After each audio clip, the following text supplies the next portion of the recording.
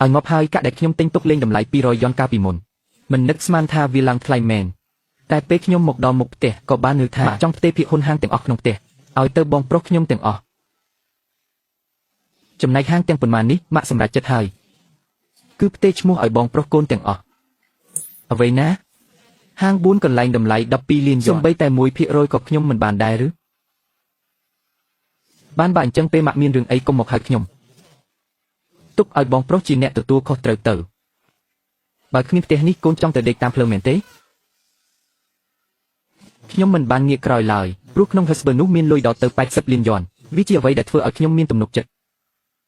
ថ្ងៃទី15ខែកក្កដាម៉ោង3ទៀបភ្លើងខ្ញុំបានធ្វើការជួញដូរដែលមិនគួរឲ្យជឿបំផុតក្នុងជីវិតកាក់ដែលខ្ញុំទិញទុកលេងតម្លៃ200យ៉នកាលពីមុនបន្ទាប់ពីម្ចាស់គម្រោងរត់ចោល3ឆ្នាំស្រាប់តែវាមានតម្លៃឡើងវិញពេលដំណឹងនេះលេចជឿវាឡើងថ្លៃខ្លាំងណាស់ពេលកំពុងញ៉ាំបាយក៏មានសារលោតចូលខ្ញុំក៏ចុចមើលវាជាតម្លៃកាក់នោះខ្ញុំរាប់ម្ដងហើយម្ដងទៀតលេខ0ởទាំងនោះរាប់មិនអស់សោះគិតជាលុយគឺ80លានយ៉នខ្ញុំសម្លឹងមើលលេខទាំងនោះដល់ទៅ5នាទីញើសហូរពេញខ្នងខ្ញុំមិនទាន់ប្រញាប់លក់ដូរយកលុយភ្លាមទេគឺត្រឡប់ទៅផ្ទះសិនមិនមែនចង់បង្ហាញអ្វីទេគ្រាន់តែចង់បញ្ជាក់ជាលើកចុងក្រោយថាផ្ទះនេះធ្លាប់ចាត់ទុកខ្ញុំជាសមាជិកគ្រួសារដែរឬអត់ពេលបើកទ្វារពន្លឺភ្លើងក្នុងផ្ទះចាក់ចូលភ្នែកខ្ញុំម៉ាក់អង្គុយចំកណ្ដាលដូចជាចៅក្រមបងប្រុសអង្គុយផ្អែកខ្លួនធ្វើមុខដូចជាអ្នកស្នងមរតកបងថ្លៃស្រីអង្គុយរមួមរៀមដៃលេងញឹមដូចជាឆ្មាខ្ញុំដើរទៅឈរមុខតោគ្មានអ្នកណាហៅឲ្យខ្ញុំអង្គុយទេថ្ងៃនេះហៅកូនមកដើម្បីសម្រេចរឿងនេះហាងនៅទីខាងកើតទីខាងលិចហាងចាស់និងហាងធំតម្លៃ12លានយ៉ននឹងផ្ទេរភាគហ៊ុនទាំងអស់ឲ្យបងប្រុសកូនបរិយាកាសស្ងាត់ជ្រុំអស់ពីកិច្ចសន្យាទាំង4នោះដាក់តម្រៀបគ្នារៀបចំយ៉ាងមានរបៀបជាងកិច្ចសន្យាក្រុមហ៊ុនខ្ញុំទៅទៀតកូនបងប្រុសឯងចិត្តចូលរៀនប្រហមហើយទាំងថ្លៃផ្ទះថ្លៃសាលាឯកជនសុទ្ធតែត្រូវចំណាយលុយច្រើនឯងសំបីតែគូដណ្ដឹងក៏គ្មានផងកាន់ភាគហ៊ុនទៅក៏គ្មានប្រយោជន៍ក្នុងដៃឯងមិនយូរមិនឆាប់គេបោកយកអស់ហើយទីបំផុតបងថ្លៃក៏ប្រមាត់និយាយចេញមកនៅតែធ្វើមុខមាត់គួរឲ្យស្អប់ដែលថាធ្វើដើម្បីខ្ញុំដដែលមកឲ្យប្រាក់ខែឯងមួយខែបានតែ5,000យ៉នទេរឿងហាងឯងក៏មិនចេះដែរទុកឲ្យបងប្រុសឯងជាអ្នកមើលការខុសត្រូវទៅថ្ងៃក្រោយបើឯងខ្វះលុយតើពួកយើងមិនជួយឯងមែនទេខ្ញុំដឹងថាឯងមានចិត្តអន់តែទ្រព្យសម្បត្តិគ្រួសារនេះខ្ញុំត្រូវប្រគល់ឲ្យអ្នកដែលអាចពឹងពាក់បានរឿងនេះខ្ញុំនឹងគិតគូរដោយខ្លួនឯង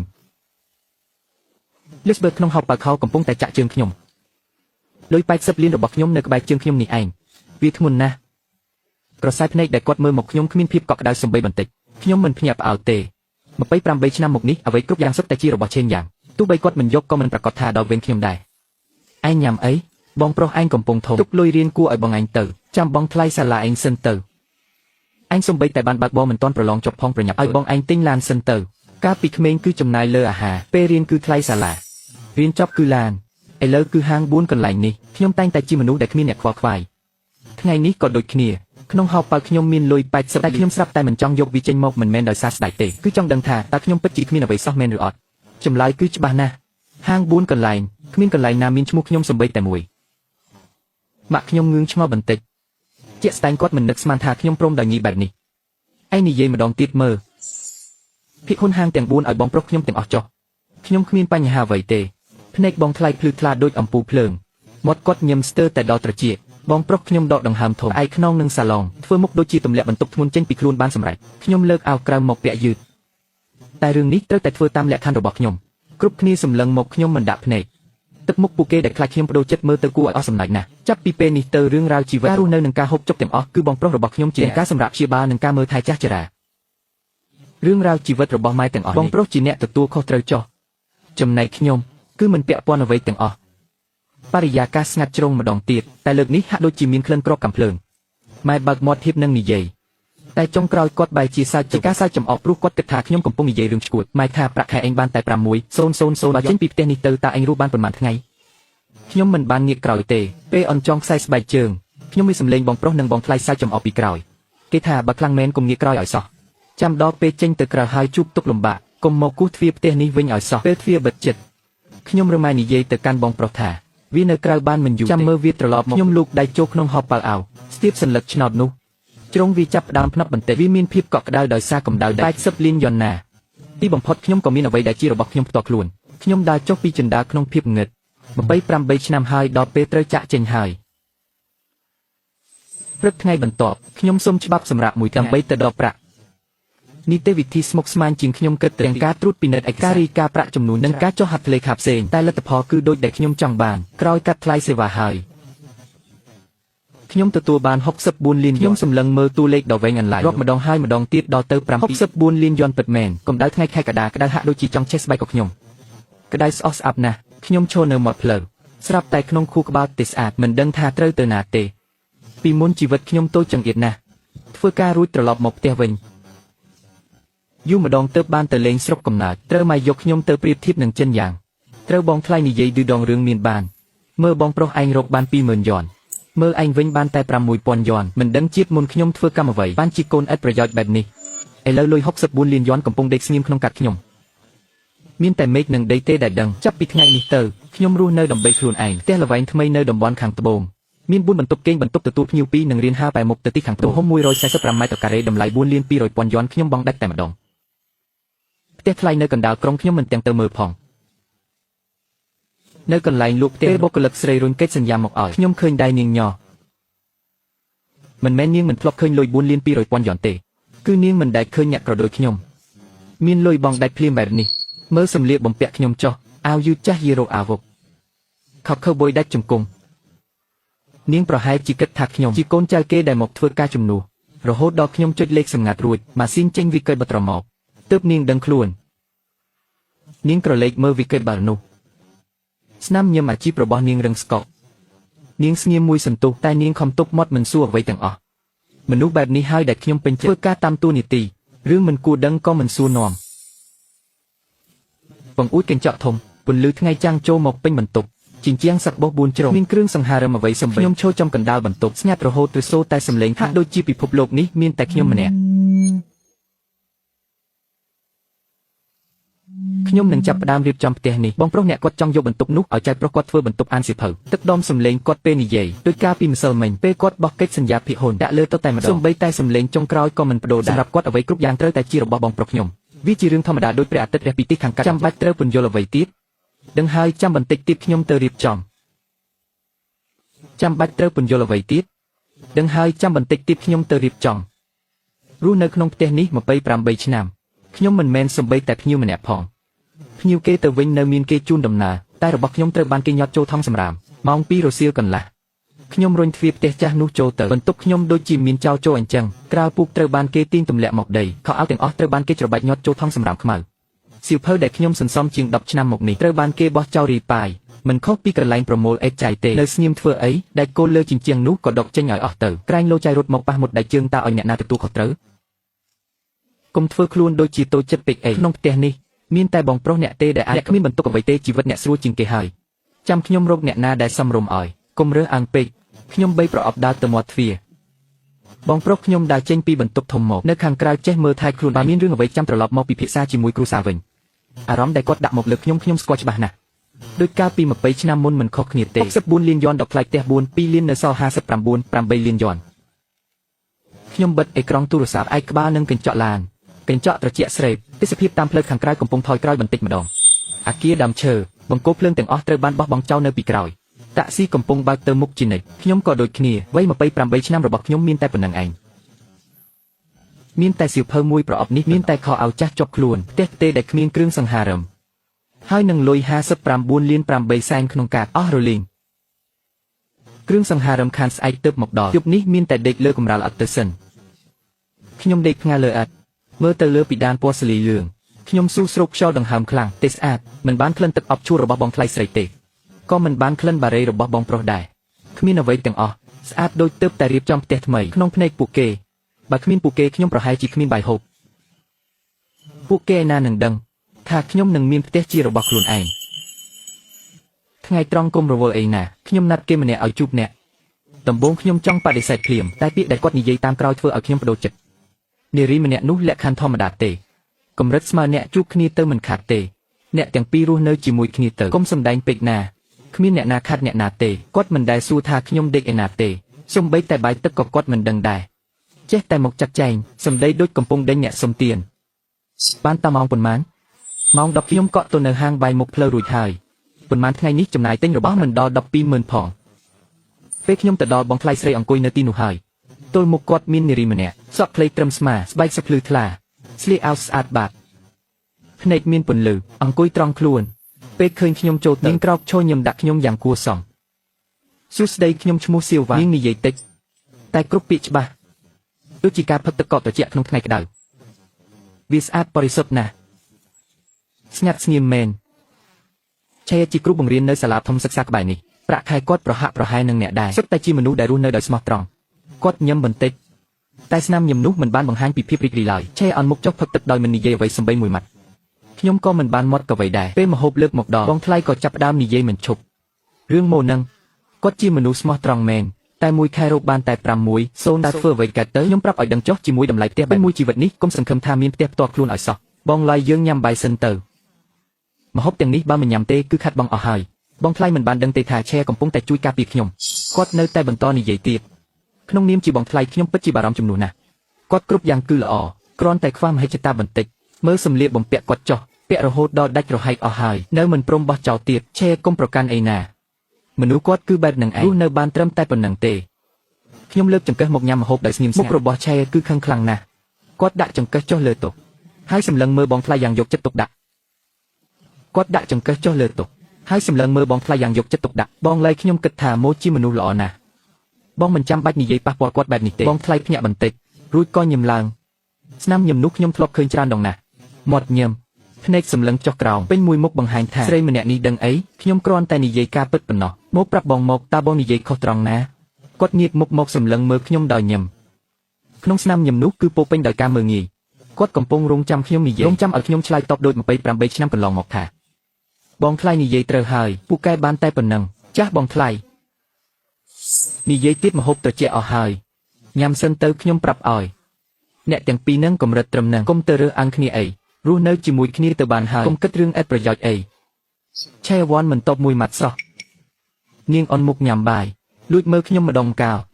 ឆែឲ្យខ្ញុំនិយាយត្រង់ចុះស្ថានភាពហិរញ្ញវត្ថុអ្នកទាំងពីរជាស័ក្តិសមនឹងគ្នាណាស់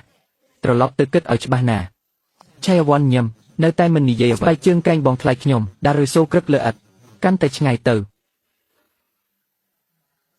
ចុះខ្ញុំជូនទៅបងថ្លៃខ្ញុំតែងតែនិយាយបែបនេះឯងស្ដាប់យូរទៅក៏សាំនាងជ្រួញចិញ្ចើមបន្តិចដូចចង់និយាយអ្វីមួយតែលេបចូលវិញតម្លៃរបស់អ្នកមិនពាក់ព័ន្ធនឹងលុយខែប៉ុន្មានទេអ្នកណាវាស់តម្លៃមនុស្សដោយលុយគឺគេក៏ចិត្តខ្ញុំមិនបានតបគាត់ញឹមថ្ងៃនេះខ្ញុំញ៉ាំបាយឆ្ងាញ់ណាស់អរគុណអ្នកណាចាស់អរគុណអ្នក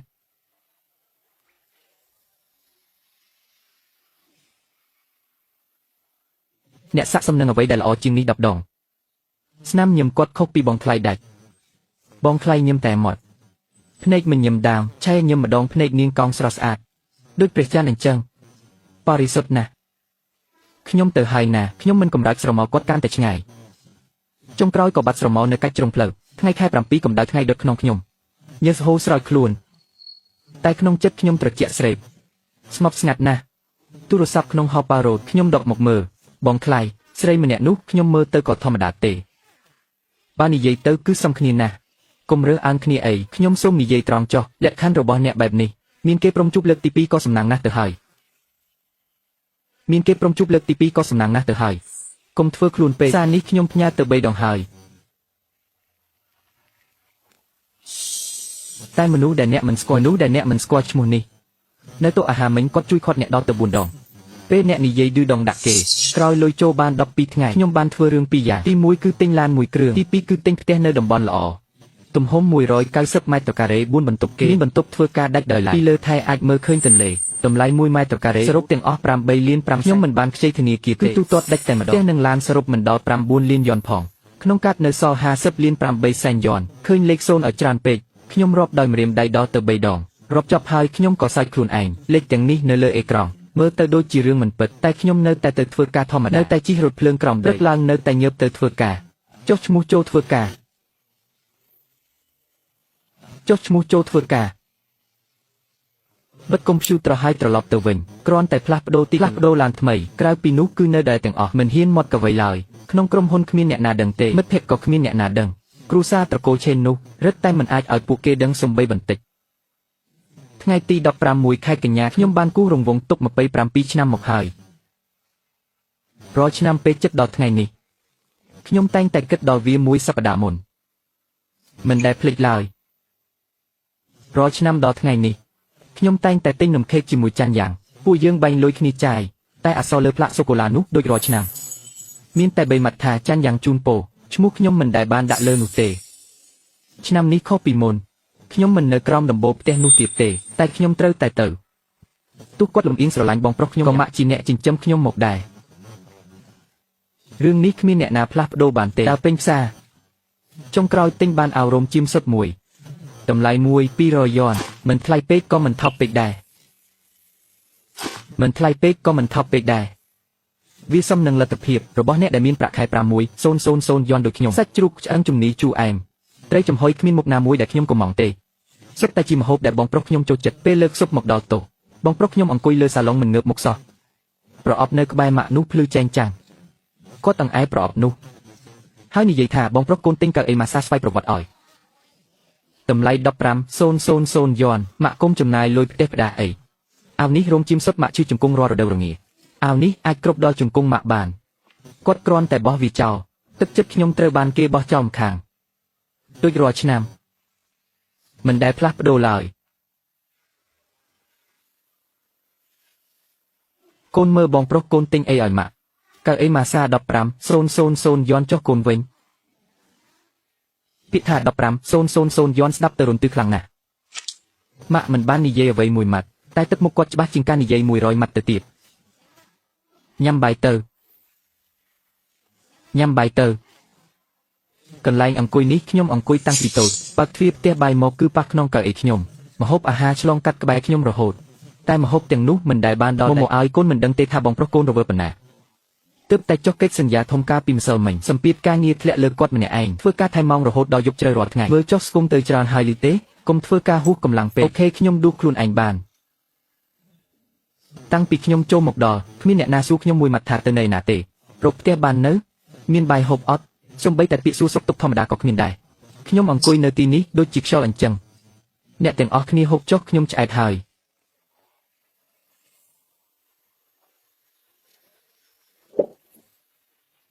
ក្នុងកញ្ចក់មើលក្រោយភ្លើងផ្ទះបាយជាន់ទី3នៅបើកមានមនុស្សម្នាក់ឈរនៅក្រោយបង្អួចគឺឆេនយ៉ាងគាត់ឈរនៅទីនោះសម្លឹងមកឡានខ្ញុំមិនដាក់ភ្នែកក្នុងកញ្ចក់មើលក្រោយភ្លើងផ្ទះបាយជាន់ទី3នៅបើក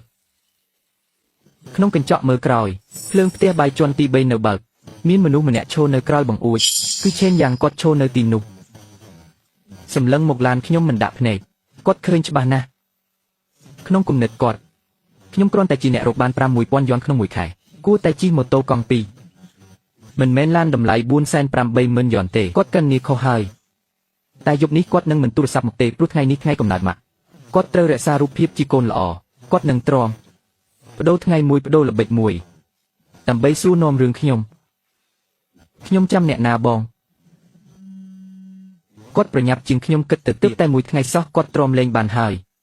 ម៉ូដូកំពុងធ្វើអីហ្នឹងកុំគិតច្រើនពេកយប់នេះចេញមកផឹកជាមួយបងប្អូនយើង28ឆ្នាំមកនេះពាក្យថាបងនឹកឯងខ្ញុំរាប់ម្រាមដៃក៏ដឹងដែរថាគាត់និយាយប៉ុន្មានដងគាត់តែងតែមានល្បិចនៅតាមតូបលក់អាហារគាត់មិនដែលកក់បន្ទប់ទេកាន់តែសាមញ្ញកាន់តែមើលទៅដូចគ្មានអ្វីមិនមែនមកសួរនាំទេល្បិចនេះខ្ញុំស្គាល់ច្បាស់ណាស់ចាំឯងយូរហើយណា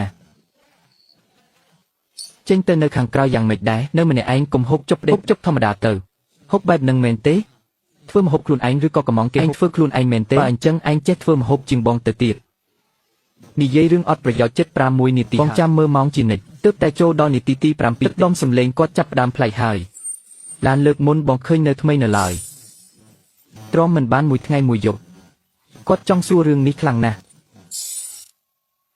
ឡានថ្មីស្រឡាងទើបតែទិញមែនទេបាទទិញបានប៉ុន្មានថ្ងៃហើយឡើងប្រាក់ខែឬក៏ខ្ចីលុយអ្នកណាគេគាត់សម្លឹងមុខខ្ញុំមិនដាក់ភ្នែកចង់ដឹងរឿងខ្ញុំខ្លាំងណាស់សូម្បីតែលាក់បាំងក៏មិនចង់ខ្ញុំសន្សំលុយទិញខ្លួនឯងចុះឯងរកបានតែ6,000 យ៉នក្នុងមួយខែសោះសន្សំលុយ480,000រាប់បងតាមត្រង់មកឯងទៅខ្ចីលុយគេតាមអនឡាញមែនទេការប្រាក់វាខ្ពស់ណាស់អាចធ្វើឲ្យឯងស្លាប់បានដល់ពេលនោះឯងយកលុយឯណាសងខ្ញុំមិនបានពាក់ព័ន្ធរឿងហ្នឹងទេបើអញ្ចឹងនិយាយឲ្យច្បាស់មកលេងហ៊ុនខាតឬក៏ទៅធ្វើអីខុសច្បាប់រឿងដែលមិនអាចឲ្យគេដឹងបានរឿងរបស់ខ្ញុំឬក៏ទៅធ្វើរឿងអីដែលមិនអាចឲ្យគេដឹងរឿងរបស់ខ្ញុំដោះស្រាយខ្លួនឯងបាន មិនបាច់បងបារម្ភទេគាត់កិនគ្របសណ្ដែកក្នុងដៃបែកខ្ទេចគាត់ខឹងហើយ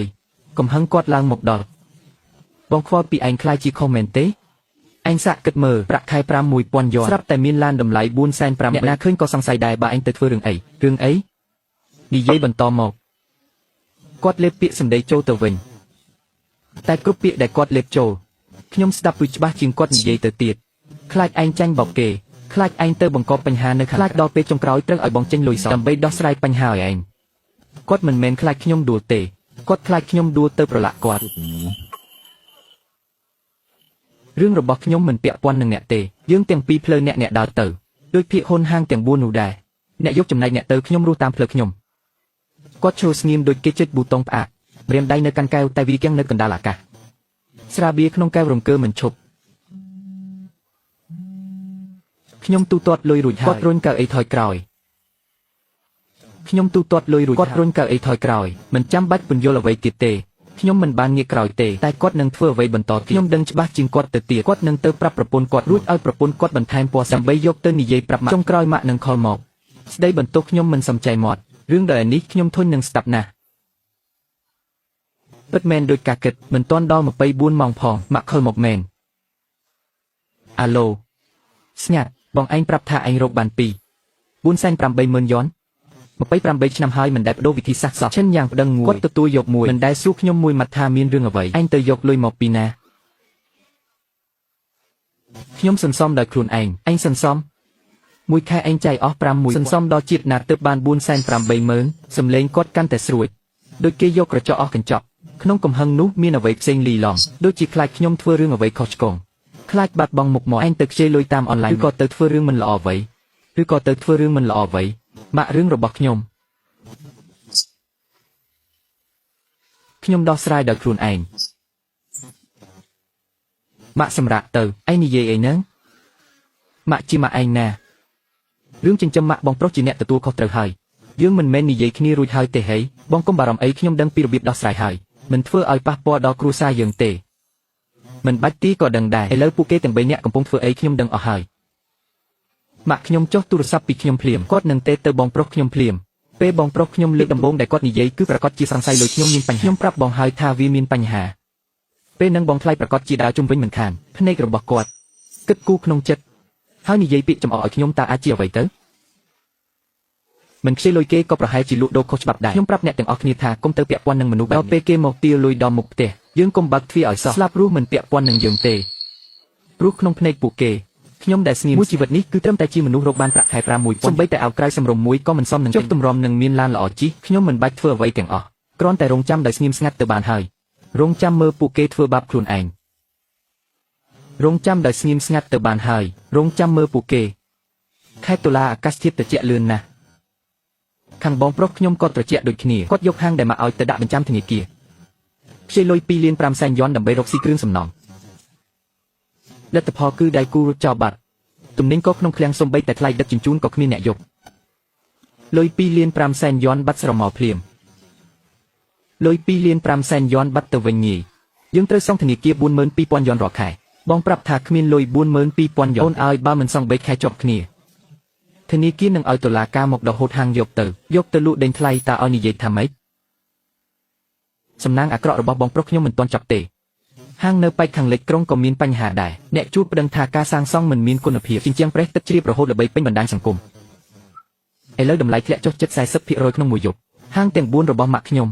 មួយត្រូវធនាគារដកហូតមួយទៀតកំពុងធ្លាក់ថ្លៃយ៉ាងគំហុកញួរពីរដងវាចម្លើបងប្រុសខ្ញុំក្នុងពេលតែមួយគាត់ទ្រាំលេងបានហើយសួរថាខ្ញុំដឹងបានយ៉ាងម៉េចម៉ាក់ខ្ញុំទូរស័ព្ទមកប្រាប់ម៉ាក់ដែលតែងតែថាខ្ញុំគ្មានសមត្ថភាពខ្ញុំគ្មានថ្ងៃបានល្អហើយក៏ជាម៉ាក់ដែលប្រគល់ហាងទាំង4ឲ្យទៅបងប្រុសខ្ញុំទាំងអស់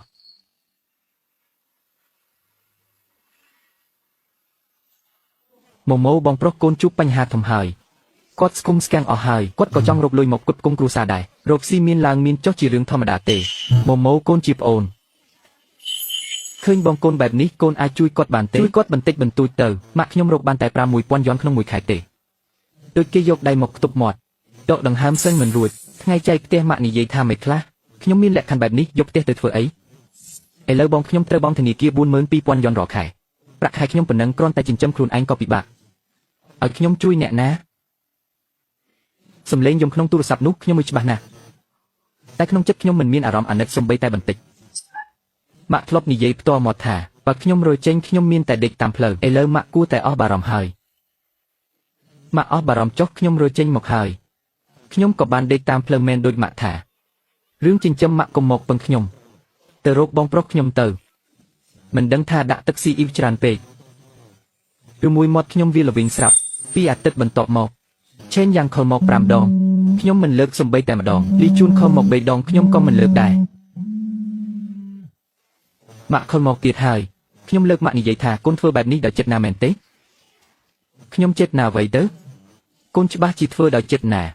រឿងផ្ទះកូននៅតែចង់គំនុំមែនទេកូនចង់ឃើញបងកូនស្លាប់មែនទេម៉ាក់ខ្ញុំគ្មានសមត្ថភាពជួយពិតមែនកូនមិនមែនមានឡានមួយគ្រឿងនោះទេលក់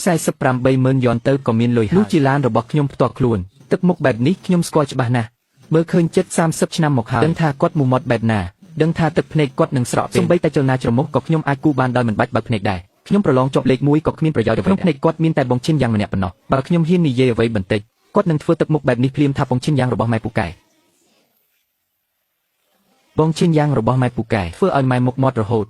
ម៉ែមើលនេះខ្ញុំប្រឡងបាន100ពិន្ទុ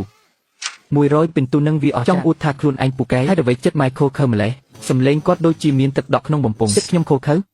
នេះជាការចោទប្រកាន់ដ៏ធំបំផុតក្នុងលោកគាត់ជាបងបង្កើតម៉ែមកពីផ្ទៃតែមួយជាមួយគ្នាគាត់ចិត្តស្លាប់ទៅហើយម៉ែនៅតែអង្គុយមើលដោយមិនធ្វើអ្វីសោះអង្គុយស្ងៀមបែបនោះឆ្កែនៅខាងក្រោមផ្ទះប្រុស2ដងរួចក៏ស្ងាត់ទៅវិញហាក់ដូចជាពិភពលោកទាំងមូលកំពុងរងចាំខ្ញុំនិយាយម៉ែធ្វើបែបនេះពេលចែកផ្ទះ4ក្នុងម៉ែឲ្យបងឈិនយ៉ាងទាំងអស់សំបីតែបន្ទប់ទឹកមួយក៏មិនចែកឲ្យខ្ញុំដែរតើវាអាចប្រៀបធៀបគ្នាបានទេម៉ែជួយប្រាប់ខ្ញុំមកមើលទៅវាខុសគ្នាយ៉ាងណាចុងម្ខាងទៀតនៃទូរស័ព្ទស្ងាត់ឈឹងសំបីតែសំឡេងដកដង្ហើមក៏គ្មានពេលចែកទ្រព្យសម្បត្តិខ្ញុំជាអ្នកក្រៅតែពេលត្រូវការសង្គ្រោះជីវិតខ្ញុំជាប្អូនបង្កើតរឿងគិតលេខនេះគាត់ពូកែជាងនរណាទាំងអស់គាត់គ្រាន់តែទ្រាំមិនបានដែលខ្ញុំជាអ្នកនិយាយរឿងនេះចេញមកម៉ែថែរក្សាសុខភាពផ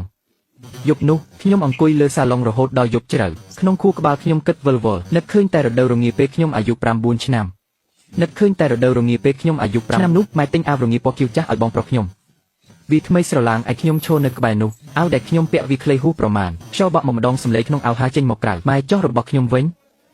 ញអាវដែលពាក់នឹងមិនទាន់ខូចទេពាក់ទៅគុំរឿងច្រើនរដូវរងាឆ្នាំនោះត្រជាក់រហូតដល់ជិះឆ្អឹងរុនដាច់នៅលើអាវមិនអាចការពារខ្យល់បានទេខ្យល់ត្រជាក់បក់ចូលតាមដៃអាវដូចជាមានគេយកដុំទឹកកកមកដាក់លើខ្លួនខ្ញុំអញ្ចឹងក្រោយមកមិនថាខ្ញុំទៅដល់ណាឲ្យតែមានអារម្មណ៍ថាត្រជាក់ខ្ញុំតែងតែអប់ខ្លួនឯងធ្វើបែបនេះហាក់ដូចជាមិនសូវត្រជាក់ប៉ុន្មាន28ឆ្នាំហើយចាប់ពីថ្ងៃនេះទៅមិនបាច់អប់ខ្លួនឯងទៀតទេពូហៅមកឲ្យទើបតែផុតថ្ងៃបុណ្យជាកូនប្រុសពូឈ្មោះឆេនលេរៀបការតាមពិតខ្ញុំមិនចង់ទៅទេគ្រូសានោះខ្ញុំមិនចង់ជួបមុខអ្នកណាម្នាក់ឡើយលេរៀបការទាំងពីរក្នុងនាមជាបងប្អូនបើមិនទៅចូលរួមគឺមិនសមចិត្តឆេនម៉ូមិនបានជួបគ្នាយូរហើយយ៉ាងហោចណាស់ពូក៏ធ្លាប់ធ្វើល្អដាក់ខ្ញុំខ្លះដែរតាំងពីតូចដល់ធំគាត់តែងតែលួចឲ្យលុយខ្ញុំរាល់ឆ្នាំដឹងហើយខ្ញុំនឹងទៅប៉ុន្មានខែនេះខ្ញុំស្គមបន្តិចតែស្មារតីខ្ញុំរឹងមាំជាងមុនភ្នែកខ្ញុំមានពន្លឺឡើងវិញហើយ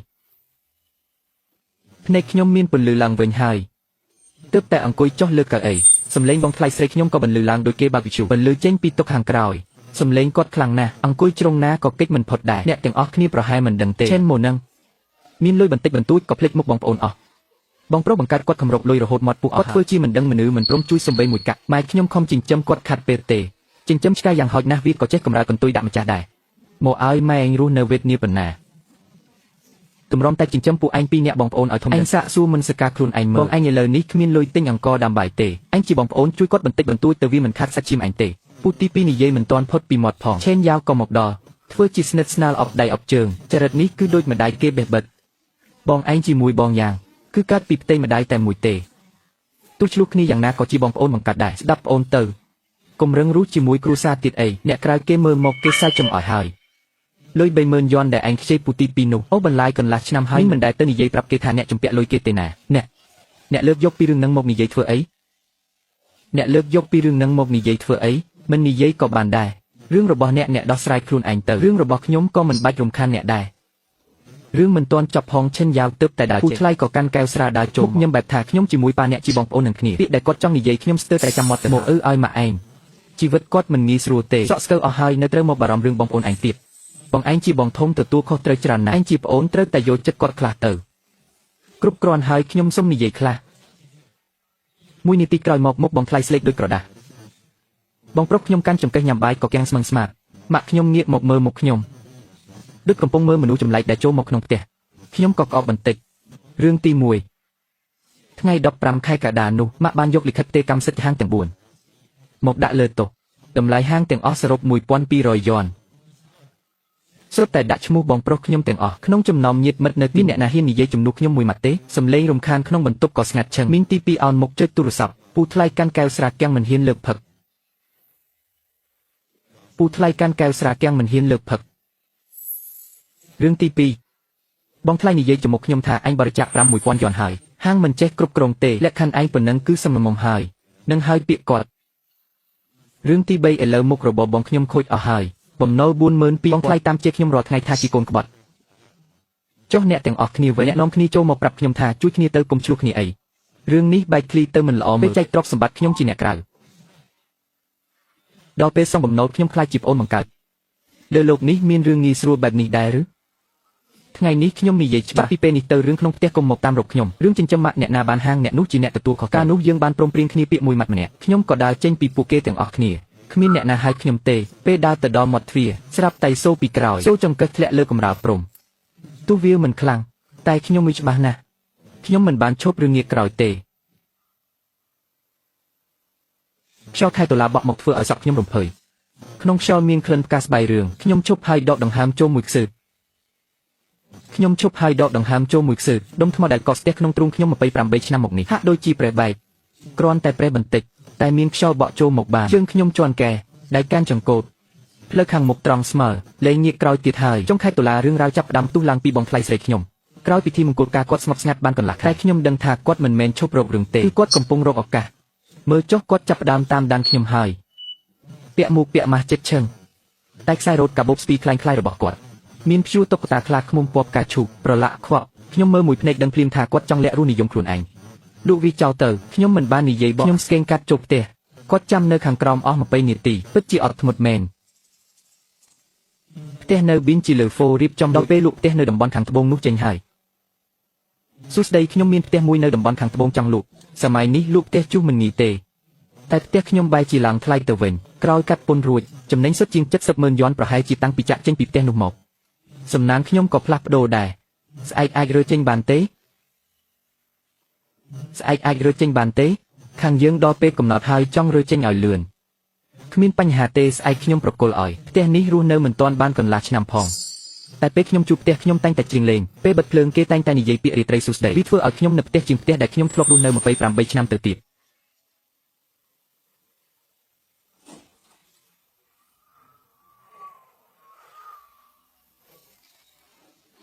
ពួកគេសម្រុកចូលមកផ្ទះខ្ញុំផ្ទាល់តែម្ដងបងថ្លៃអង្គុយលើសាឡុងសាក់មើលថាវាទុនកម្រិតណាស់ម៉ែខ្ញុំវិញដើរស្ទាបជញ្ជាំងមើលការតុបតែងផ្ទះហាក់ដូចជាផ្ទះនេះជារបស់ពួកគាត់តាំងពីដើមមកសាឡុងមួយឈុតនេះបូករួមទាំងគ្រឿងប្រើប្រាស់ទៀតយ៉ាងហោចណាស់ក៏អស់ជាង200,000យ៉នដែរមើលទៅលើសម្ភារៈតុបតែងទាំងនេះចុះយ៉ាងហោចណាស់ក៏300,000យ៉នដែរបងប្រុសជួបទុកលំបាកប្អូនជួយគាត់ម្ដងទៀតទៅនៅតែដដែលមិនដែលផ្លាស់ប្ដូរឡើយពួកគេដឹងថាខ្ញុំមានផ្ទះនេះបើមិនបានសម្រេចពួកគេមិនព្រមជប់ឡើយតែគួរឲ្យស្ដាយថ្ងៃនេះខ្ញុំលែងចិត្តទុនទៀតហើយបងនៅថ្ងៃរៀបការខ្ញុំបាននិយាយច្បាស់ណាស់ហើយម្យ៉ាងទៀតប្រាក់ខែខ្ញុំបានតែ6000យ៉នខ្ញុំបានស៊ើបសួរពីតម្លៃផ្ទះឲ្យបងរួចហើយតំបន់នេះកំពុងតែឡើងថ្លៃតំបន់នេះកំពុងតែឡើងថ្លៃផ្ទះប្អូនអាចលក់បានដល់ទៅ4លាន5សែនយ៉ន4លាន5សែនយ៉នឬអាចលើសនឹងទៀតលក់ផ្ទះនេះទៅដើម្បីយកលុយទៅដោះស្រាយបញ្ហាឲ្យបងប្រុសប្អូនមនុស្សម្នាក់ហេតុអ្វីក៏លំអៀងបានខ្លាំងម្ល៉េះលក់ឡានខ្ញុំមិនទាន់គ្រប់គ្រាន់ឥឡូវថែមទាំងចង់លក់ផ្ទះខ្ញុំដើម្បីយកទៅដោះស្រាយឲ្យកូនសំណប់របស់ម៉ែទៀតសូមទោសផ្ទះនេះមិនមែនជាឈ្មោះខ្ញុំទៀតទេកុំមកនិយាយថាខ្ញុំជួគេខ្ញុំបានឆែកមើលឯកសារកម្មសិទ្ធិរួចអស់ហើយម្ចាស់កម្មសិទ្ធិគឺជានាងជួយបងប្រុសនាងបន្តិចទៅមិនបានទេខ្ញុំសុខចិត្តដាក់មុខមាត់មកអង្វរនាងដល់ទីនេះហើយគាត់មិនដែលផ្លាស់ប្ដូរឡើយរាល់ពេលដែលខ្ញុំមានគំនិតគាត់តែងតែធ្វើមុខដូចជាខ្លួនឯងរងទុក្ខខ្លាំងណាស់ក្នុងចិត្តពួកគេខ្ញុំត្រូវគេជេរគឺជារឿងធម្មតាខ្ញុំត្រូវគេធ្វើបាបគឺដោយសារតែខ្ញុំខ្លួនឯងខ្ញុំមិនសមនឹងមានអ្វីជារបស់ខ្លួនឯងឡើយកូនប្រុសច្បងជាដួងចិត្តជាអ្នកលើកមុខមាត់គ្រួសារឥឡូវមកអង្វរខ្ញុំដែលជាមនុស្សគ្មានប្រយោជន៍ឲ្យលក់ផ្ទះមែនទេបានថ្ងៃនេះខ្ញុំនឹងស្នាក់នៅទីនេះខ្ញុំក៏ស្នាក់នៅទីនេះដែរមើលថាឯងអាចធ្វើអ្វីខ្ញុំបានម៉ែតែមួយបង្កើតមកហេតុអ្វីត្រូវធ្វើដល់ថ្នាក់នេះហេតុអ្វីត្រូវធ្វើដល់ថ្នាក់នេះមានគេដេកផ្ងាលើសាឡុងមុខផ្ទះស្ទះអស់ហើយចូលនៅកណ្ដាលម្នាក់ មុខ3នាក់នឹងសុទ្ធតែមុខជំពាក់លុយគេនេះហៅថាគ្រូសាអីនេះវាពួកមកទៀបបំណុលច្បាស់ឥឡូវខ្ញុំពិតជាសំណាងតែសម្រាប់ចិត្តដើរចេញពីផ្ទះនោះកាលពី2 ខែមុនគេថាផ្ទះនេះមិនមែនចង់នៅក៏នៅចង់វីកំតិចក៏វីបានដែរបំបាក់ម្រាមដៃគេដូចបំបាក់ម្រាមដៃក្មេងតាំងពីតូចមកកម្លាំងគេមិនដែលឈ្នះខ្ញុំទេពីមុនខ្ញុំតែងតែចុះចាញ់ព្រោះខ្លាចគេស្ដីបន្ទោសចុះចាញ់គេអស់20ឆ្នាំគេក៏នឹកស្មានថាខ្លួនឯងខ្លាំងជាងខ្ញុំក្រឡេកឃើញបងលោកយកញូពីក្រោមទូមកឈរមុខទូលទូលើកញូឡើងខ្ពស់ដូចចង់សម្លាប់ខ្ញុំចោលឯងហ៊ានចេញពីផ្ទះនេះមើលញូនៅកណ្ដាលអាកាសទ្វារក៏បើកម្ចាស់ផ្ទះថ្មីមកដល់ហើយពួកអ្នកឯងជានរណាមកធ្វើអីក្នុងផ្ទះខ្ញុំអ្នកឯងថាផ្ទះនេះជារបស់អ្នកណាបងថ្លៃស្រីខ្ញុំហាក់ដូចជានិយាយលេងចេញបងប្រុសខ្ញុំវិញភ្នែកឡើងកញ្ឆក់ម៉ាក់ខ្ញុំវិញមុខមាត់ដែលធ្លាប់តែអន់ចិត្តក៏ប្រែជាស្លេកស្លាំងខ្ញុំពិតជាចង់សើចតែសើចចេញមកមានតែភាពសោកសៅផ្ទះនៅតំបន់ខាងត្បូងលែងជារបស់ពួកគេហើយផ្ទះនៅតំបន់ខាងត្បូងបាត់បង់ហើយពួកគេប្រកាសជាកំពុងតែភ័យស្លន់ស្លោបន្ទាប់មកពួកគេនឹងតាមរកអសិដ្ឋានផ្ទះនេះឲ្យពួកគេរកទៅខ្ញុំរងចាំមិនរួចទេចង់ឃើញផ្ទាល់ភ្នែកថាពេលពួកគេឈរនៅក្រោមអគារងើយមុខមើលឡើងលើមុខមាត់ពួកគេនឹងទៅជាយ៉ាងណាបងថ្លៃស្រីខ្ញុំពិតជាមនុស្សដែលរឹងរូសបំផុតក្នុងគ្រួសារជិះម៉ូតូតាមជិះឡានតាមរហូតដល់ចង់បុកពីមុននៅចំពោះមុខគាត់ខ្ញុំសំបីតែដកដង្ហើមខ្លាំងក៏មិនចុះឥឡូវវិញខ្ញុំមិនបាច់បើកកញ្ចក់ឡានផងនឹកស្មានមិនដល់ថាជួបគេនៅទីនេះមនុស្សដែលបងថ្លៃស្រីខ្ញុំបង្ខំឲ្យទៅមើលមុខថាល្មមអាចរៀបការបានសួស្ដីអ្នករស់នៅទឹកមុខគាត់ភ្ញាក់ផ្អើលដូចខ្ញុំដែរអ្នករស់នៅខុនដូនេះមែនទេមិនបាច់សួរទេគាត់ញឹមហើយខ្ញុំក៏ញឹមដែរការយកចិត្តគ្នាបែបនេះវាមានន័យជាងពាក្យសម្ដីទៅទៀតស្លៀកសំពត់បែបនេះមើលទៅស្អាតជាងស្លៀកអាវធំលើកមុនទៅទៀតនិយាយរឿងអ្វីហ្នឹងទៅញ៉ាំអីជាមួយគ្នាទេយកកំណត់ចុះមើលមុខគាត់ពេលភ័យស្លន់ស្លោនោះមិនដែលឃើញពីមុនតើមានអ្នកណាធ្វើឲ្យភាពអៀនខ្មាស់និងភាពស្រស់ស្អាតលេចចេញមកក្នុងពេលតែមួយបានបែបនេះកែវភ្នែកគូនេះពិតជាបរិសុទ្ធណាស់កែវភ្នែកគូនេះពិតជាបរិសុទ្ធណាស់នៅក្នុងផ្ទះនោះខ្ញុំមិនដែលឃើញអ្វីបែបនេះទេគ្មានការគិតគូរគ្មានលក្ខខណ្ឌអ្វីទាំងអស់បេះដូងខ្ញុំលោតញាប់ដូចទើបតែរត់បាន800ម៉ែត្រនេះមែនទេអារម្មណ៍ពេលលងស្រឡាញ់បងថ្លៃឃើញអស់ហើយគាត់ទៅមិនមែនព្រោះជឿជឹងទេគឺទៅរកជំនួយបន្ថែមដើម្បីអូសម៉ាក់និងបងប្រុសខ្ញុំមកជាមួយបងប្រុសខ្ញុំជំពាក់លុយគេដាច់កង់ហើយគេខំមកទារលុយមួយថ្ងៃច្រើនមិនមែនមានតែពួកគេទេដែលបារម្ភមកចុះខ្ញុំរងចាំលោកផ្ទះនៅតំបន់ខាងត្បូងនោះចេញនឹងចំណេញបាន70,000 យ៉នថ្ងៃនេះខាងបុគ្គលិកហៅខ្ញុំទៅជួបដើម្បីឲ្យធ្វើជាប្រធានផ្នែកបច្ចេកទេសឲ្យតែដាច់ស្រឡះពីផ្ទះនោះជីវិតនឹងកាន់តែល្អប្រសើរឡើងជារៀងរាល់ថ្ងៃបានព័ត៌មានមកពីណាទៀតលើកនេះខ្ញុំទទួលការងារនៅប៊ីនជាងលើហ្វូអ្នករស់នៅប៊ីនជាងលើហ្វូមែនទេបងថ្លៃសម្លាញ់របស់ខ្ញុំពីប៊ីនជាងលើហ្វូទៅផ្ទះចាស់វាឆ្ងាយពាក់កណ្ដាលក្រុងឯណោះដំណឹងលឿនណាស់ប្រសិទ្ធភាពបែបនេះបើទៅធ្វើ logistics ប្រហែលបានធ្វើជាតំណាងទូទាំងប្រទេសហើយប៊ីនជាងលើហ្វូតម្លៃ 45,000 យ៉នក្នុង190ម៉ែត្រការ៉េស្មើនឹង8លាន5សែនអ្នកយកលុយមកពីណាអ្នកយកលុយមកពីណារីលេខទាំងនេះបានរលូនល្អណាស់ខ្ញុំអាចស្រមៃឃើញគាត់អង្គុយមុខកុំព្យូទ័រចុចម៉ាស៊ីនគិតលេខបូកចុះបូកឡើងនៅម្ខាងទៀតនៃទូរស័ព្ទមិនមែនមានតែគាត់ខ្ញុំរីសូលសំឡេងអ្នកម្នាក់ទៀតសំឡេងដកដង្ហើមអ្វីដែលគាត់នឹងនិយាយបន្តប្រកាសជាបងថ្លៃជាអ្នកបង្រៀនហើយតើអ្នកលាក់លុយទុកយូរហើយមែនទេថ្ងៃដែលបែងចែកផ្ទះនោះក្នុងចិត្តអ្នកប្រហែលជាដឹងច្បាស់អស់ហើយមែនទេបំផុតគាត់ក៏សួរចេញមកខ្ញុំរងចាំសំណួរនេះពេញមួយរដូវស្លឹកឈើជ្រុះបងប្រុសចង់ដឹងការពិតមែនទេពេលដែលមនុស្សគួរតែដឹងការពិតបំផុតបែរជាខ្លាចមិនហ៊ានដឹងដើម្បីបោកខ្លួនឯងបើដឹងហើយក៏លែងបោកខ្លួនឯងបានទៀតតើប្រញាប់ធ្វើអីចាំថ្ងៃក្រោយរកកន្លែងអង្គុយនិយាយគ្នាយូរទៅពេលខែហើយមិនដែលនិយាយអ្វីចេញមកសំបីមួយគ្រាន់តែមើលពួកគេទីចុះទីឡើងតាមដានសួរនាំកោះកាយរឿងរ៉ាវម្ដងមួយជាន់រាល់ពេលដែលគាត់មុខពួកគេម្នាក់កាន់តែគួរឲ្យចាប់អារម្មណ៍ជាងមុនមិនទាន់ប្រាប់ចម្លើយទេខ្ញុំចង់ឃើញផ្ទាល់ភ្នែកពេលពួកគេទាំងពីរលាក់ចូលក្នុងអន្ទាក់ដែលខ្ញុំរៀបចំភាពស្ងប់ស្ងាត់ដែលជ្រៅដល់ឆ្អឹងចង់ដឹងថាទឹកមុខពួកគេនឹងខ្ញុំរស់នៅក្នុងផ្ទះតម្លៃ8លាន5សែនយ៉នដែលមើលឃើញទេសភាពទន្លេខ្ញុំរស់នៅក្នុងផ្ទះតម្លៃ8លាន5សែនយ៉នដែលមើលឃើញទេសបងប្រុសនិងបងថ្លៃស្រីយប់នេះច្បាស់ជាទៅប្រាប់ម៉ាក់ខ្ញុំហើយជួបជុំគ្នា3នាក់បែបនេះច្បាស់ជាមានរឿងនិយាយមិនខាននិយាយតែរឿងលុយដដែលថាលុយរបស់ខ្ញុំមកពីណា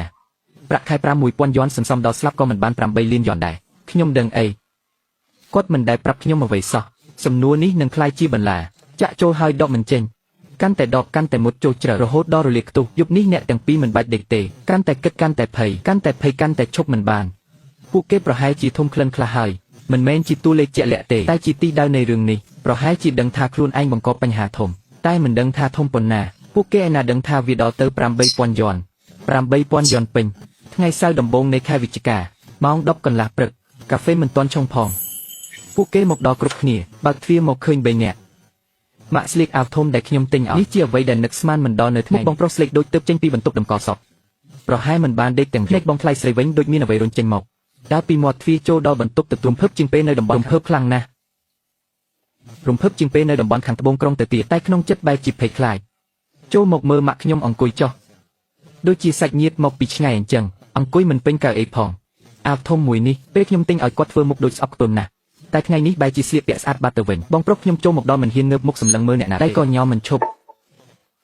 កែវទឹកក៏គ្មានអ្នកណាហ៊ានប៉ះបងថ្លៃខ្ញុំទ្រាំមិនបានក៏សួរសំឡេងគាត់ស្ដាប់ទៅប្លែកខុសពីធម្មតាផ្ទះនេះតម្លៃប៉ុន្មាន850បងថ្លៃខ្ញុំភ្នែកកន្ត្រាក់បងប្រុសខ្ញុំដែលញ័រស្ទើរតែដាច់ម៉ាក់ខ្ញុំស្រាប់តែរឹងខ្លួនគាត់ថាមាត់ណែនខ្ញុំមិនខ្លាចរឿងឆ្លោះប្រកែកគ្នាទេ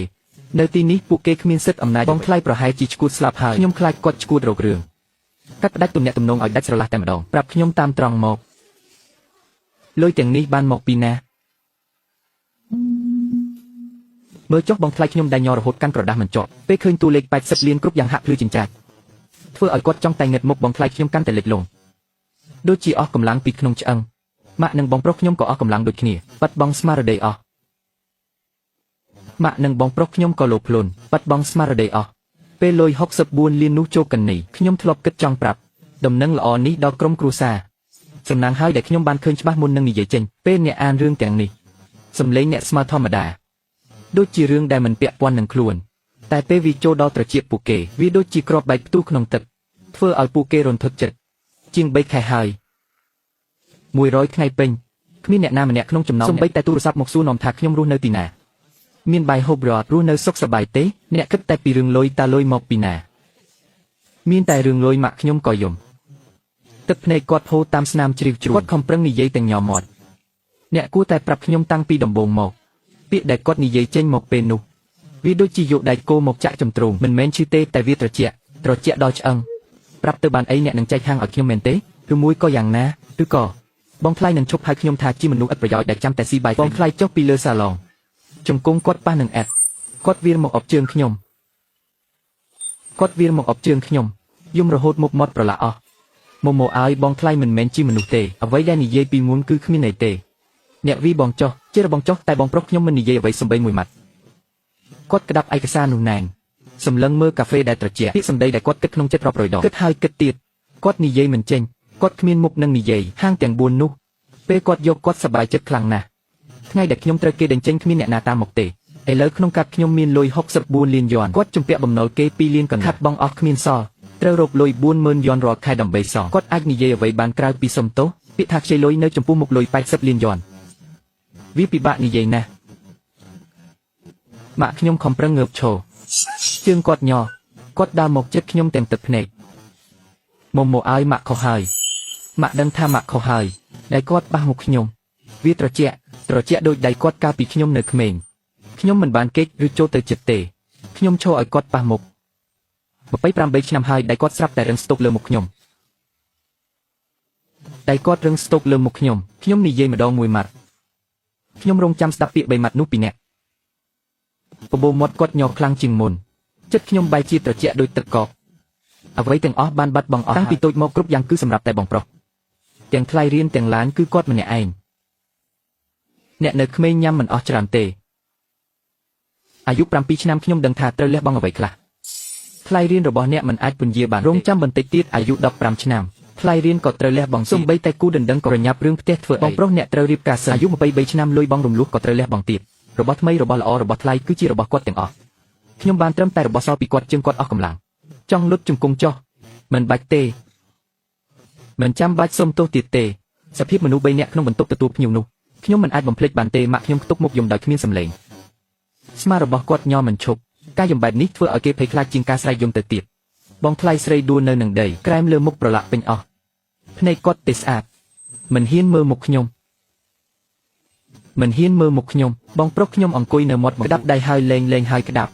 សរសៃនៅលើខ្នងដៃឡើងប៉ោងទៅចុះកុំភ្លេចបិទទ្វារផងសំឡេងយំលេចចេញពីចន្លោះទ្វារស្ដាប់មិនដឹងថាប៉ុន្មានអ្នកទេប្រហែលយំទាំងអស់គ្នាធ្លាក់ចុះម្ដងមួយជាន់ដូច28ឆ្នាំកន្លងមកនេះធ្លាក់ចុះមកតាមលំដាប់ទឹកភ្នែកហូរអស់ហើយស្ងួតអស់ហើយតែជណ្ដើរយន្តនឹងទៅដល់គោលដៅ ជើងជន់ដេកហើយដើរចេញទៅគំងាកក្រោយបងថ្លៃស្រីពាក់ស្បែកជើងកែងខ្ពស់នោះជាបងបង្កើតរបស់អ្នកពិតជាមិនជួយមែនទេអ្នកទាំងពីរនោះក៏មកដល់ដែរយួនឈោមើលមិនខាត់មិនហាមដូចមើលរឿងកំ pl ែងជាង60លានយន់តើមួយណាដែលយកមកសងបំណុលចង់យកជីវិតអ្នកមែនទេមកមើលទាំងអស់គ្នាទៅ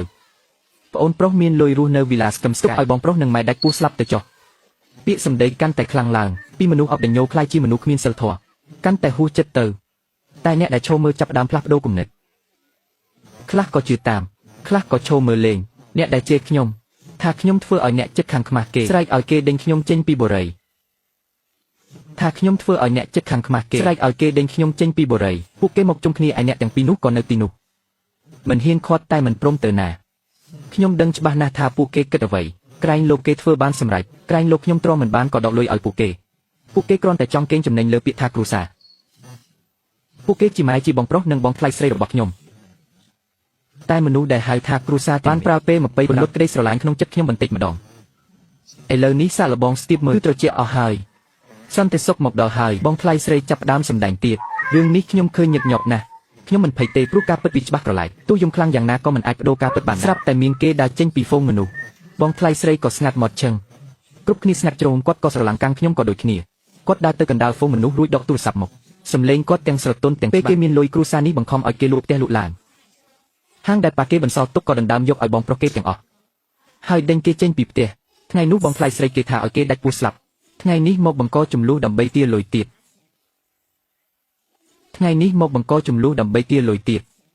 គេមិនដែលជំពាក់អ្វីពួកគេឡើយគឺពួកគេទេដែលជំពាក់គេ28ឆ្នាំពេលគ្មានលុយម៉ែមិនដែលខ្វល់ពេលគេមានលុយមកធ្វើជាខ្ញុំស្ទើរតែចាញ់បោកគេរស់នៅដល់80ឆ្នាំមិនដែលឃើញគ្រួសារណាដែលគ្មានកិច្ចខ្មាស់បែបនេះទេអ្នកដែលត្រូវទៅគឺពួកអ្នកឯងចេញទៅពួកគេក៏រត់ទាំងខ្មាស់គេម៉ែខ្ញុំដើរអន់ក្បាលចេញទៅបងថ្លៃស្ទើរតែដួលស្បែកជើងបងប្រុសខ្ញុំមិនហ៊ានងាកក្រោយទេលោកចិនមុខមនុស្សទាំងនេះខ្ញុំបានកត់ត្រាទុកអស់ហើយចាប់ពីពេលនេះទៅរាល់ច្រកចូលនៅប៊ីនជានឹងមិនអនុញ្ញាតឲ្យពួកគេចូលឡើយអរគុណច្រើនលើកមុននេះបងថ្លៃនិយាយបែបនោះខ្ញុំខឹងខ្លាំងណាស់ក្រោយមកសួរខាងគ្រប់គ្រងអគារទើបដឹងរឿងមនុស្សបែបនេះត្រូវតែបកអាក្រាតឲ្យឃើញច្បាស់អរគុណពូបានមកនិយាយរឿងបងប្រុសខ្ញុំគាត់ភ្លេចអស់ហើយថាទំនិញតម្លៃ2លាន5សែនយ៉នកំពុងខូចនៅក្នុងឃ្លាំងហាងដែលដាក់បញ្ចាំកាលពីខែមុនតុលាការបានបិទត្រាទុកហើយហាងនៅក្រុងខាងលិចក៏មានបញ្ហាព្រោះតែការសាងសង់មិនមានគុណភាពឡើងព័ត៌មានល្បីពេញបណ្ដាញសង្គមលក់មិនចេញទេនៅសល់ពីផ្ទះទៀតបងរំលោះជាង50,000យ៉នដាច់លុយបង2ខែមកហើយខ្យល់បក់ចូលក្នុងអាវក្នុងខួរក្បាលខ្ញុំគិតតែរឿងមួយគ្រួសារនោះចប់ហើយចេះតែដេញគេអ្នកឈួតហើយមែនទេបងរំលោះ50,000យ៉នតែការងារធ្វើក៏គ្មានជីវិតនេះដល់ផ្លូវតហើយម៉ាក់នៅតែទ្រាំមិនបានក៏ជួយនិយាយជំនួសចិនយ៉ាងទើបតែហើបមាត់ក៏ត្រូវបងថ្លៃចង្អុលមុខជិះឲ្យស្ងាត់មាត់មិនមែនអ្នកទេដែលថាគាត់ជាអ្នកស៊ូទ្រាំបំផុតនោះកូនប្រុសច្បងដែលអ្នកស្រឡាញ់ពេញមួយជីវិតតាមពិតទៅគឺមនុស្សកំសាកម្នាក់ចំណែកកូនដែលពូកែអ្នកបែរជាដេញគេចេញដោយដៃខ្លួនឯងអ្នកចាស់វង្វេងជេរបានល្អណាស់រាល់ពាក្យសម្ដីនេះខ្ញុំទុកក្នុងចិត្តអស់28គាត់ប្រហែលជាភ្លេចទៅហើយពេលដេញខ្ញុំចេញពីផ្ទះគាត់ជាអ្នកលើកដៃយល់ព្រមលិខិតព្រមព្រៀងរៀបចំលេងលេះគ្នាហើយចុះកូនវិញម៉ាក់អ្នកតើគួរលេងឬមិនលេងគាត់មកក្បាលយល់ព្រមហើយ